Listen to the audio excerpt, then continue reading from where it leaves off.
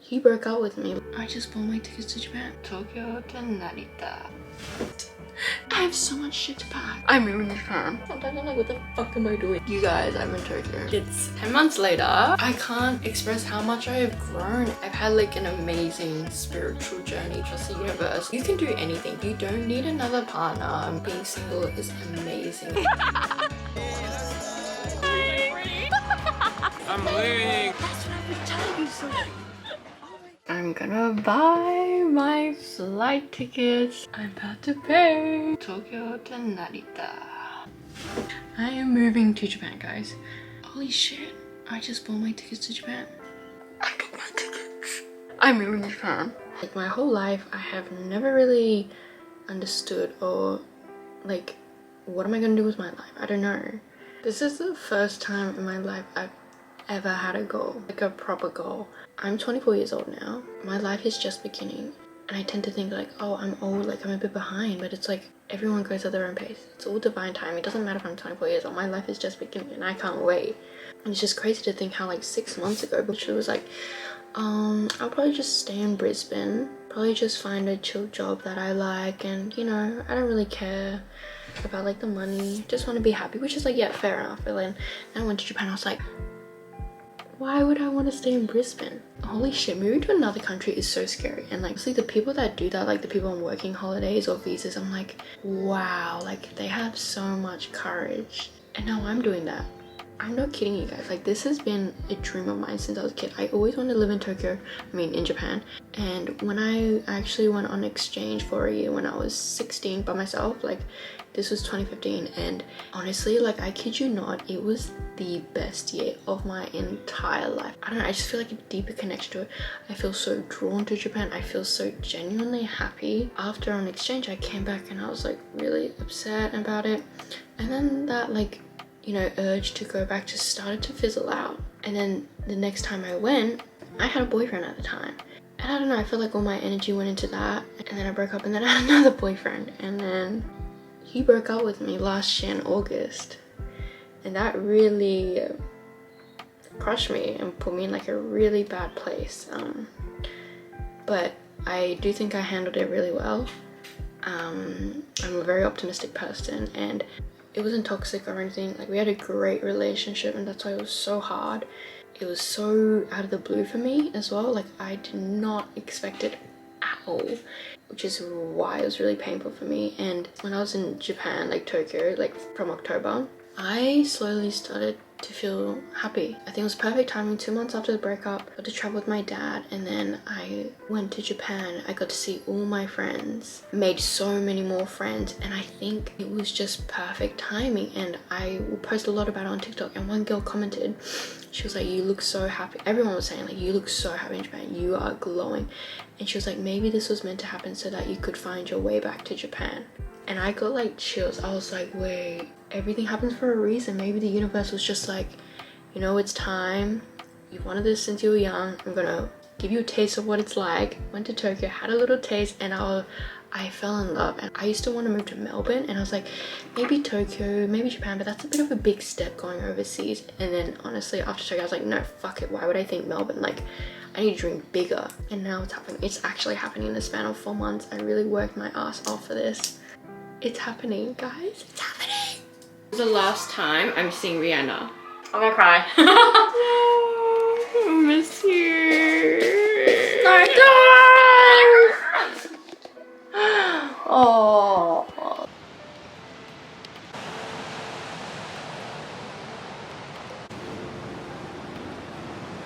2 days till I moved to Tokyo.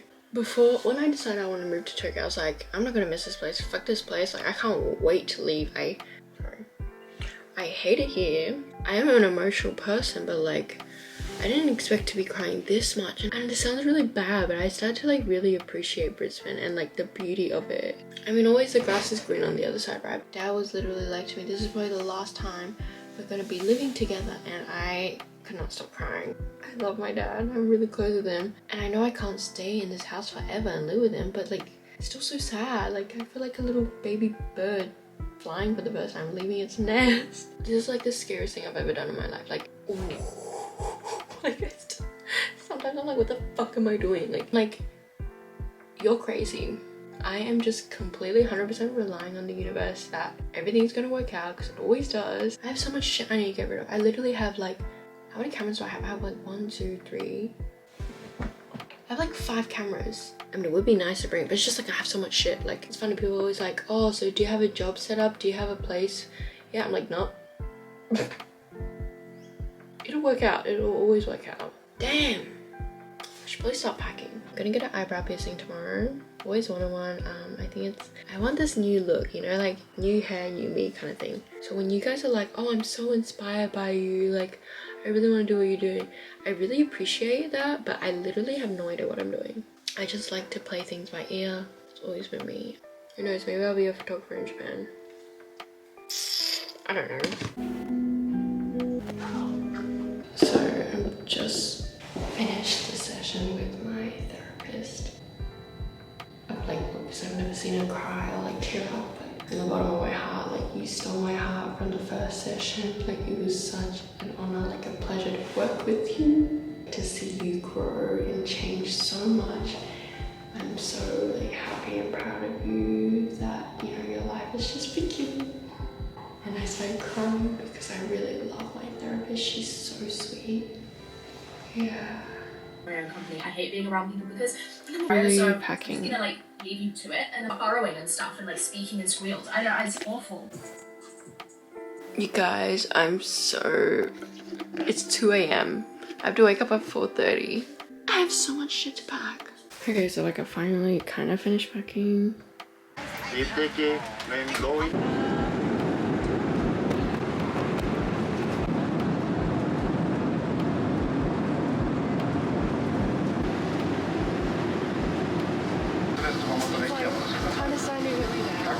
Okay, so I couldn't even record because I was so busy. Like I had so many bags. I just couldn't get my camera out. I'm so sweaty. But I'm in Japan. I'm on the bus because that would have been easier with my luggage then. Finally on the bus. I bought. I actually had this before, and then I got my favorite milk, which is my favorite coffee jelly. I'm in Tokyo. It doesn't even feel like I'm here. It feels so surreal. I haven't really seen many Japanese people, so it doesn't even feel like I'm here yet.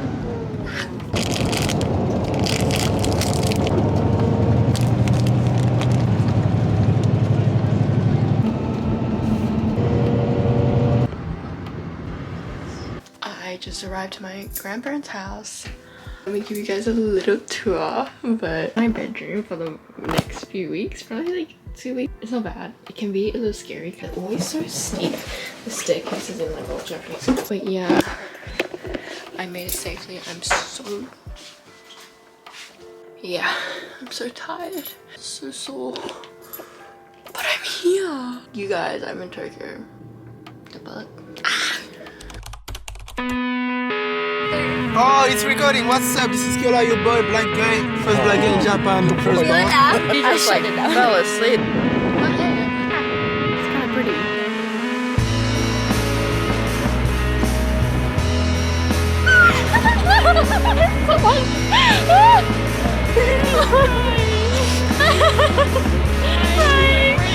This is Ree. Hi. We are on top of Kyola's rooftop.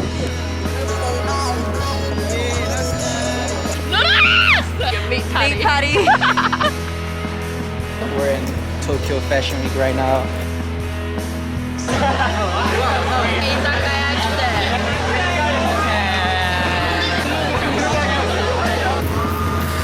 Remote, you know? I'm leaving, Franco. Cry. Cool price, man. I'm a video maker. Yeah. Nah, it needs to be the front seat. So this hard. Okay, what happened?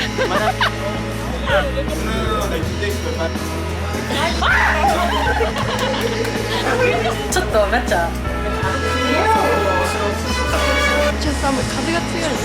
so what's happening? Why is it actually warm day? That's what I've been telling you so.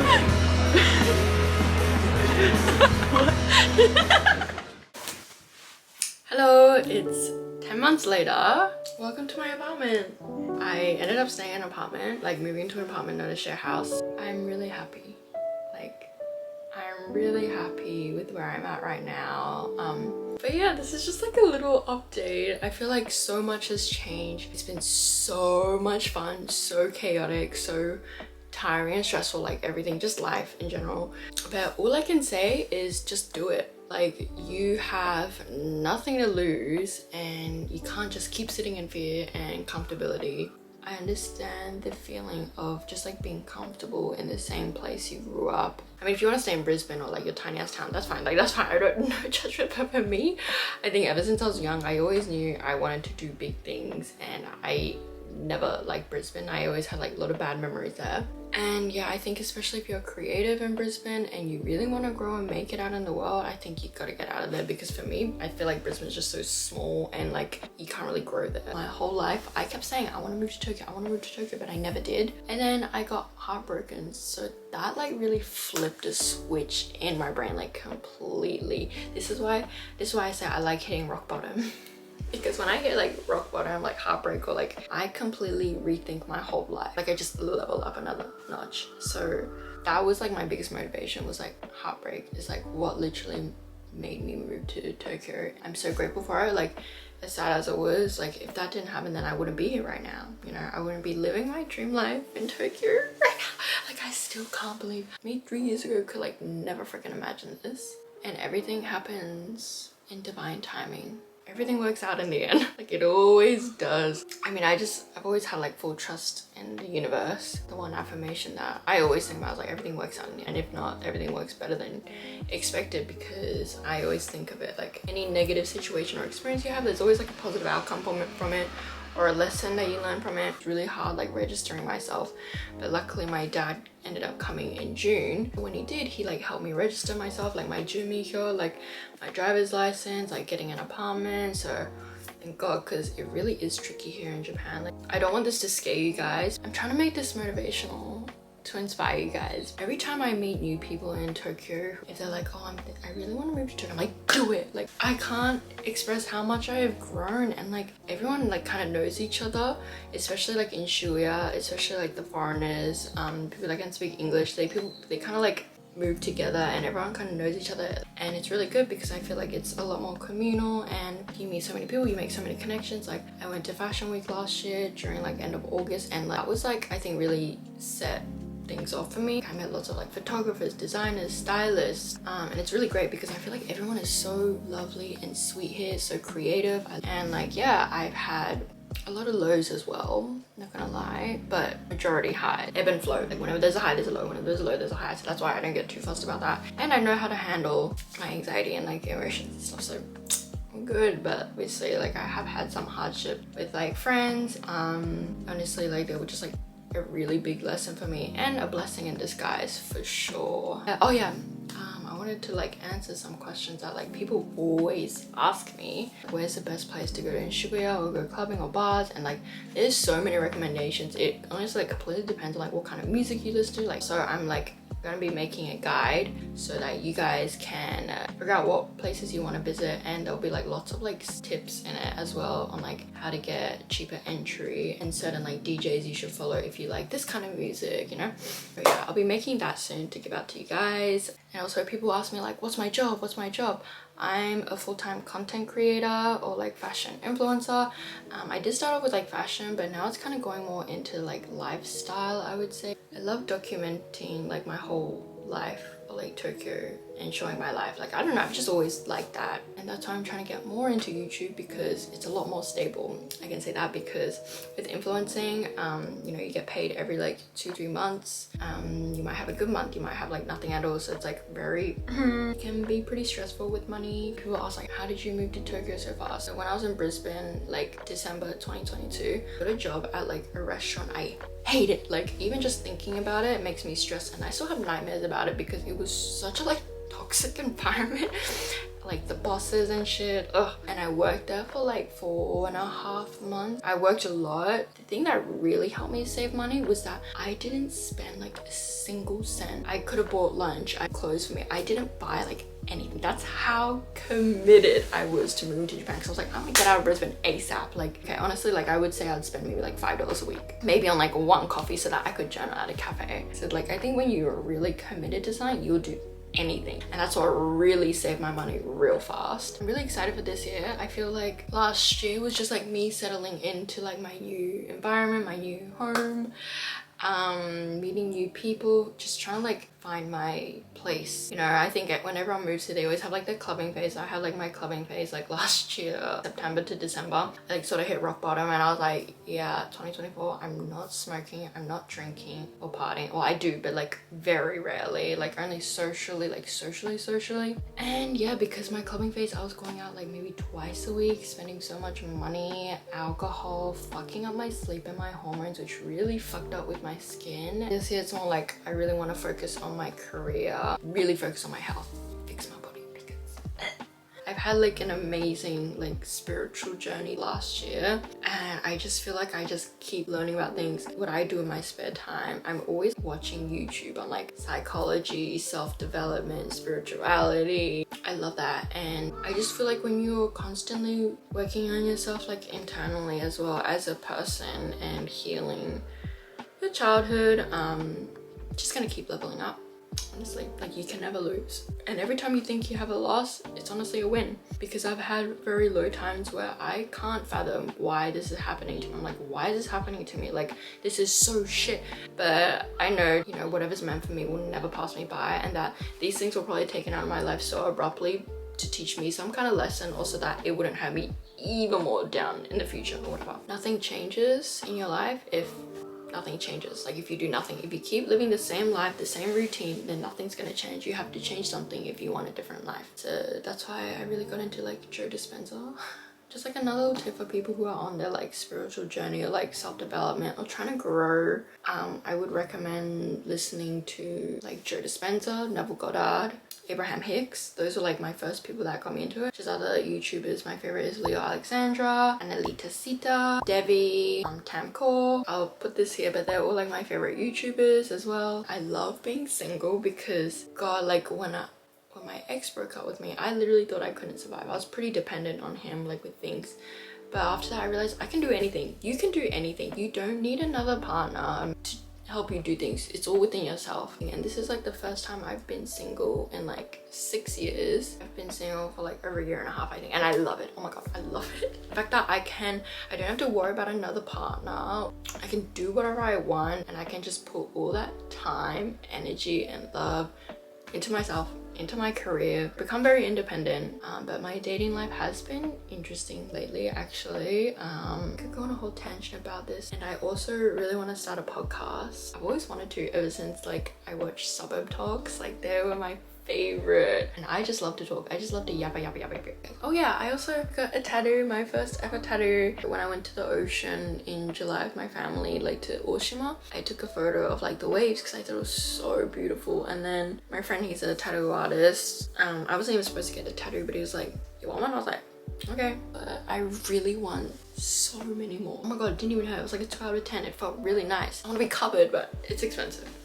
Maybe when I have more money. But yeah, if you have any more questions, just like message me or like comment below on like things you want me to answer. I think a thing about me is like sometimes I get really socially anxious. Like I used to have pretty bad social anxiety, so I get like pretty anxious about like what people think of me or like if I'm talking too much. But I do know deep down that vulnerability is really powerful, and it creates connection with people. And I feel like I've always been the person that always wants to help someone. Like I always want to like better someone's life, and I feel like if I have any kind of like advice that I learned or experience that I learned, I would love to just like pass that down, especially because my audiences are young. Yeah, I hope this relaxes you to think that you can do it. I'm like a pretty disorganized person. I'm such a we'll worry about it later, or like let's just go with the flow, and if I can do that, you can do it. I feel so grateful, so abundant. I know I'm not really where I'm at in my career, but I'm still so incredibly happy. I just hope this video sort of like motivates you to just like take that push, regardless of if you want to go to Tokyo or just anywhere in the world. Take the leap of faith. That sounds so cringe. You'll get caught. Yeah, that's it. I think I should probably stop talking so much. This is why I need to start the podcast.